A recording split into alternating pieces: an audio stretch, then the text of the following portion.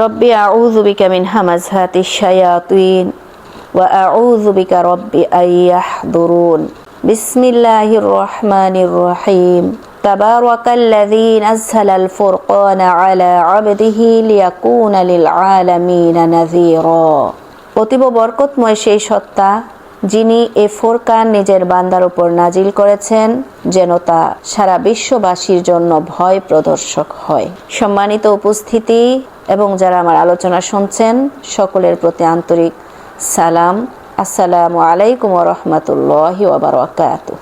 শুরু করছি আজকে সিয়াম সম্পর্কে সংক্ষিপ্ত কিছু আলোচনা। সূরা আল বাকারার 23 নম্বর রুকু অর্থাৎ 183 নম্বর আয়াত থেকে 188 নম্বর আয়াত পর্যন্ত। দয়াময় মেহেরবান আল্লাহর নামে। মহান আল্লাহ বলেন, হে মুমিনগণ, তোমাদের জন্য সিয়ামের বিধান দেওয়া হইল যেমন বিধান তোমাদের পূর্ববর্তীগণকে দেওয়া হইয়াছিল, যাহাতে তোমরা মুত্তাকি হইতে পারো। মহান আল্লাহ রাব্বুল আলামিন এখানে ঈমানদারদেরকে লক্ষ্য করে বলেছেন তোমাদের জন্য সিয়ামের বিধান দেওয়া হইল। ঈমানদারদেরকে কিসের বিধান দেওয়া হইল? সিয়ামের বিধান দেওয়া হইল। আর এই সিয়ামের বিধান পূর্ববর্তীদেরকেও দেওয়া হয়েছিল। আর এটা কেন দেওয়া হয়েছে?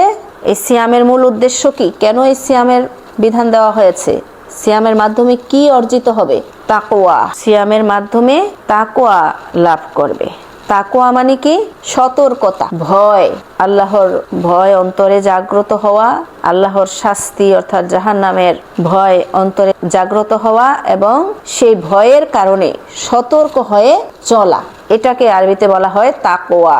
যার মধ্যে এই তাকওয়া থাকে, যে এই তাকওয়া অর্জন করে তাকে বলা হয় মুত্তাকি। তাইলে যে মুত্তাকি সে কি করবে? ভয় করবে এবং সতর্ক হয়ে চলবে। ভয়ের কারণে কি করবে? সতর্ক হয়ে চলবে। যেমন আমরা কোনো কিছুকে যদি ভয় করি আর যদি জানি সেই জিনিসটা এখানে আছে, তাহলে আমরা কি করব? তখন সতর্ক হয়ে থাকবো যে এটা যেন আমাদের কাছে না আসতে পারে। যেখানে কোনো একটা ক্ষতি হয়ে যাওয়ার সম্ভাবনা আছে, সেইখানে কি করা? সেই ক্ষতির জায়গায় থেকেও ক্ষতি যেন না হয়, ক্ষতি থেকে বেঁচে মানে যেটা ভালো, মঙ্গল এবং কল্যাণ, সেটাই যেন এখান থেকে আমরা লাভ করতে পারি। তাইলে আল্লাহ রাব্বুল আলামিন সিয়ামের বিধান দিয়েছেন কেন? যেন আমরা মুত্তাকি হতে পারি। তাহলে আমরা এখান থেকে তো সিয়ামের আসল উদ্দেশ্যটা বুঝলাম নাকি? সিয়ামের আসল উদ্দেশ্য হচ্ছে কি? মুত্তাকি হওয়া। অতঃপর আল্লাহ বলেন সিয়াম নির্দিষ্ট কয়েকদিনের জন্য। পূর্ববর্তীদের যে সিয়াম ঈমানদারদের জন্য আল্লাহ রাব্বুল আলামিন বিধান দিয়েছেন সেটা নির্দিষ্ট কয়েকদিনের জন্য। তোমাদের মধ্যে কেহ পীড়িত হইলে অর্থাৎ অসুস্থ হইলে বা সফরে থাকিলে অন্য সময় এই সংখ্যা পূরণ করিয়া লইতে হইবে। ইহা যাহাদেরকে সাতিশয় কষ্ট দেয় অর্থাৎ এই সিয়াম পালন করা যাদের জন্য কষ্ট হয়, তাহাদের কর্তব্য ইহার পরিবর্তে ফিদিয়া। তাদের কর্তব্য হইল, তাদের দায়িত্ব হইল কি? সিয়ামের পরিবর্তে ফিদিয়া আদায় করতে হবে। আর ফিদিয়াটা হলো কি? একজন অভাবগ্রস্তকে খাদ্য দান করা। যদি কেহ স্বতঃস্ফূর্ত ভাবে সৎ কাজ করে তবে উহা তাহার পক্ষে অধিক কল্যাণকর। আর সিয়াম পালন করাই তোমাদের জন্য অধিকতর কল্যাণপ্রসূ যদি তোমরা জানিতে। মানে সিয়াম পালন করাটা যে কত বড় উপকার, নিজের জন্য কল্যাণ, এটা যদি মানুষ জানতো তাহলে অবশ্যই তারা কি করত? সিয়াম পালন করত। তাহলে এই গেল পূর্ববর্তীদের সিয়ামের কথা। পূর্ববর্তীদের উপরে যে সিয়াম আল্লাহ পাক বিধান দিয়েছিলেন সেই সিয়ামের বিধানটা এখানে মুহাম্মদ সাল্লাল্লাহু আলাইহি সাল্লামের প্রতি যারা ঈমানদার ছিল তাদের প্রতি ওই সিয়ামটা বিধান হিসাবে দিয়েছেন। এই পর্যন্ত গেল পূর্ববর্তীদের সিয়ামের কথা।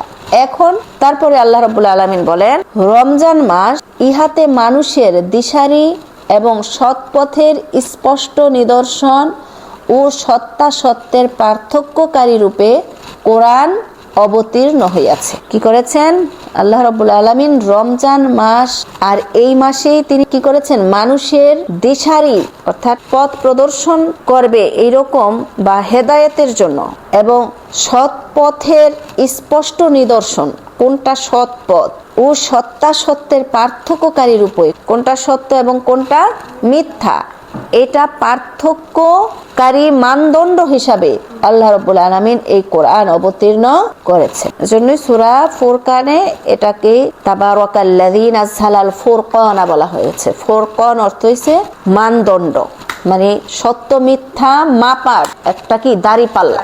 অতঃপর আল্লাহ বলেন, সুতরাং তোমাদের মধ্যে যাহারা এই মাস পাইবে, কোন মাস? যেই মাসে পবিত্র কোরআন কি করা হয়েছে?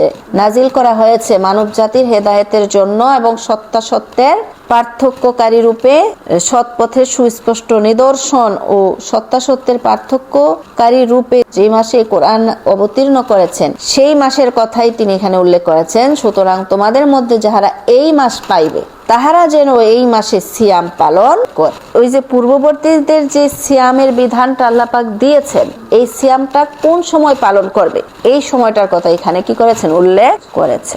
এবং কেহ পীড়িত থাকিলে অর্থাৎ অসুস্থ হইলে কিংবা সফরে থাকিলে অন্য সময় এই সংখ্যা পূরণ করিবে। আল্লাহ তোমাদের জন্য যাহা সহজ তাহা চাহেন এবং যাহা তোমাদের জন্য কষ্টকর তাহা চাহেন না, এই জন্য যে তোমরা সংখ্যা পূরণ করিবে। তাইলে আল্লাহ রাব্বুল আলামিন রমাদান মাসে সিয়াম পালনের নির্দেশ দিয়েছেন এবং যাদের কষ্ট হবে তাদের জন্য আবার সহজ করে দিয়েছেন, যে তারা পরে কি করবে? সিয়াম পালন করবে।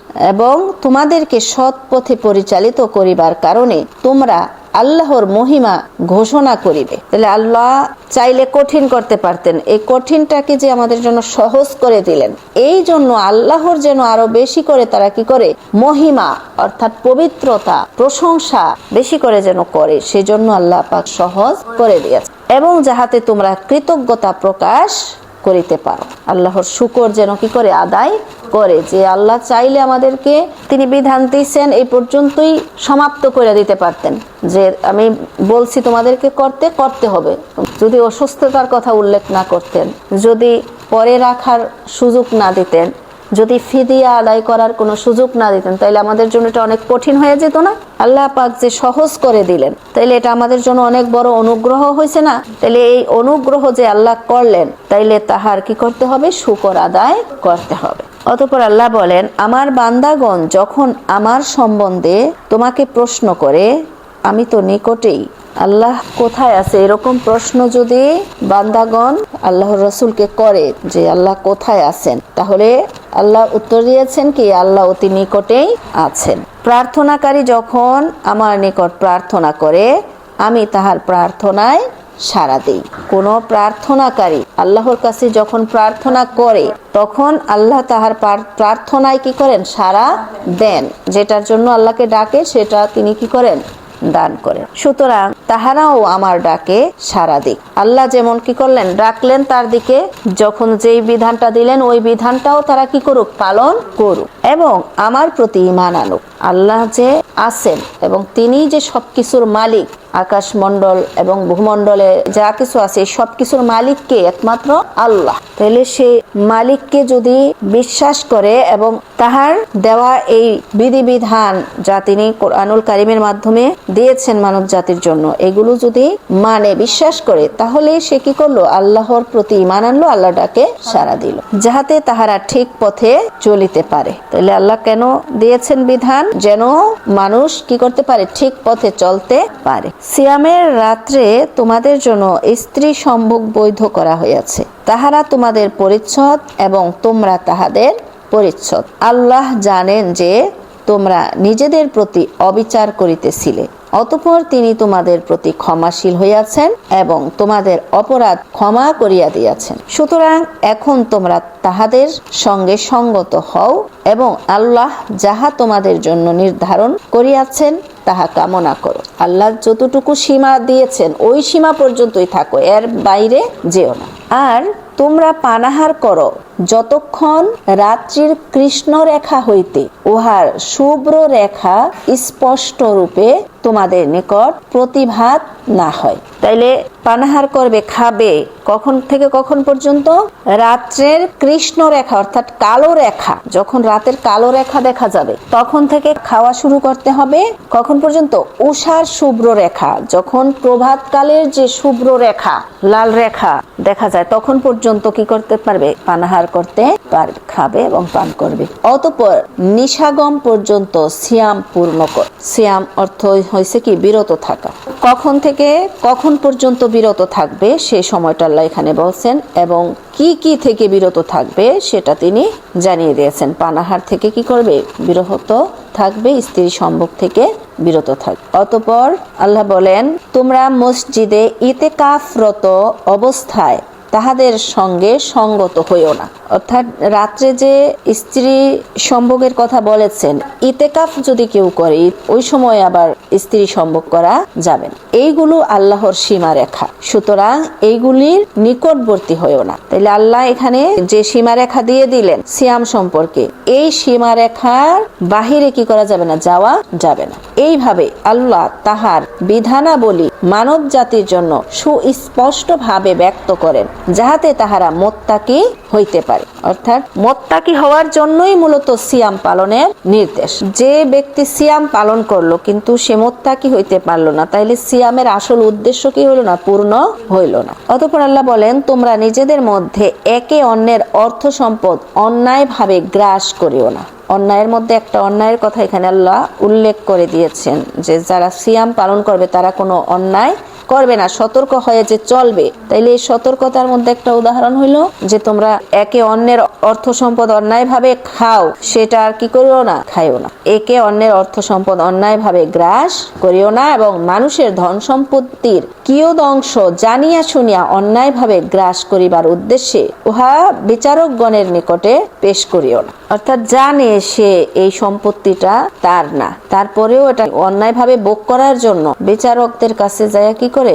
অন্যায় ভাবে বলে যেন সে এই সম্পত্তিটা ভোগ করতে পারে, এইরকম বিচার সে চায়। তাইলে এই অন্যায় ভাবে অর্থ সম্পদ অন্যায় ভাবে ভোগ করা নিষেধ করেছেন। তাহলে এখানে একটা অন্যায়ের উল্লেখ করে দিচ্ছেন যে যে সিয়াম পালন করবে সেইভাবে কোনো অন্যায় কাজ করবে না, সকল অন্যায় থেকে সে সাবধান থাকবে, সতর্ক থাকবে। যার মধ্যে সতর্কতা থাকবে তারই সিয়াম পালনের আসল উদ্দেশ্য কি হবে? পূর্ণ হবে। আর যার মধ্যে সতর্কতা থাকবে না তার সিয়ামের আসল উদ্দেশ্য কি হইল না? পূরণ হইল না। তাহলে যারা সত্যিকার ঈমানদার তারা সিয়াম আল্লাহ যেভাবে বলেছেন সেভাবেই পালন করবে এবং যে উদ্দেশ্যে সিয়াম পালনের নির্দেশ আল্লাহ দিয়েছেন সেই উদ্দেশ্য তাদের মাধ্যমে কি হবে? পূরণ হবে। অতএব আল্লাহ রাব্বুল আলামিনের নির্দেশিত এই সিয়াম আমরা যেন সঠিকভাবে পালন করতে পারি, সেজন্য আল্লাহর কাছে আমরা তৌফিক কামনা করি। সামিনা ওয়া আতানা গুফরানাকা রব্বানা ওয়া ইলাইকাল মাসির। আমরা নির্দেশ শুনেছি এবং বাস্তব ক্ষেত্রে মেনে নিয়েছি। হে আমাদের রব, আমরা তোমারই নিকট গুনাহ মাফের জন্য প্রার্থনা করি, আমাদেরকে তোমার দিকেই ফিরে যেতে হবে। আমিন। আসসালামু আলাইকুম ওয়া রাহমাতুল্লাহি ওয়া বারাকাতুহু।